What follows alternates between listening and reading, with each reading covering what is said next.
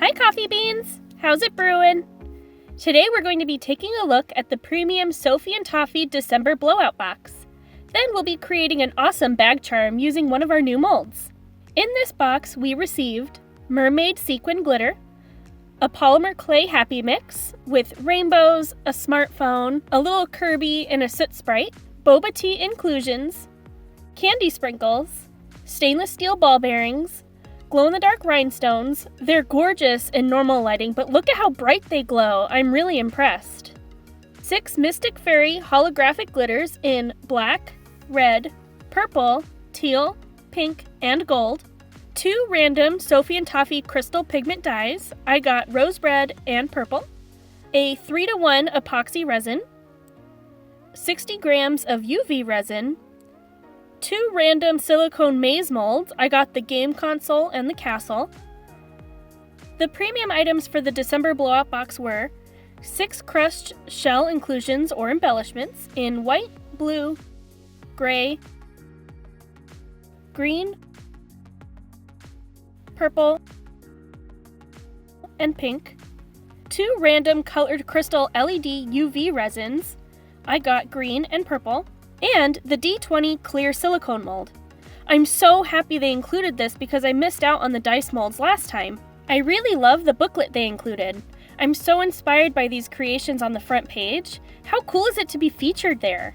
Plus, the booklet gives tons of information on the products you receive in the box, how to use them, and how to share your creations online. It also includes a discount code on the back, which I'll share with you. Check the description below for a discount link. For today's project, we'll be working with the game console mold. The first thing I thought of was a Nintendo DS because of the D-pad and joystick. So I knew I had to do something Nintendo related. So today we'll be turning this mold into a classic Game Boy Advance. I'll be using Sophie and Toffee UV resin, purple UV resin colorant, boba tea jellies, glow-in-the-dark sequins, silver glitter, a screw-type eye pin, and this Game Boy Advance background featuring Link to the Past, one of my absolute favorite games. I also made some Pokemon Sapphire backgrounds as well for future projects. I noticed that the mold had 2 little heart-shaped indents in the silicone that indicated which side was up and which side was down. However, if you compare the mold with an actual DS, it should be turned this way, so that the command buttons are on the right and the joystick is on the left. Of course, having the hearts upside down is going to bug me, but for the sake of this project and to remain as close to a Game Boy Advance as I can, I'll technically be making this design upside down. Well, right side up for a Game Boy, but upside down for the mold. You get the idea. First, we'll go ahead and cut out our background. Apply tape to both sides to protect it from the resin. Of course, I'd rather have used shipping tape because it's clear, but regular Scotch tape was all I had on hand. Set that aside so we can start working on our resin. I poured a layer of UV resin all over the mold to fill in the maze walls and the buttons.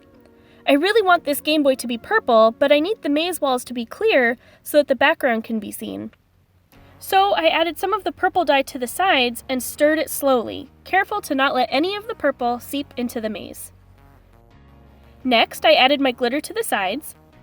Of course, my Game Boy needs glitter. When I was done coloring, I added a big glob of UV resin to the center to help push any stray color out of the maze area. Make sure the top of your maze has a thin layer of UV resin for your background to attach to. Then cure. Now we're going to mix up our background resin. I added some of my purple dye and silver glitter to UV resin and stirred it up. When the maze was finished curing, I added my screw-type eye pin to the corner and added some resin to secure it. I domed the entire piece in the purple resin mixture before curing it again under the UV lamp. I just love watching the glitter swirl around.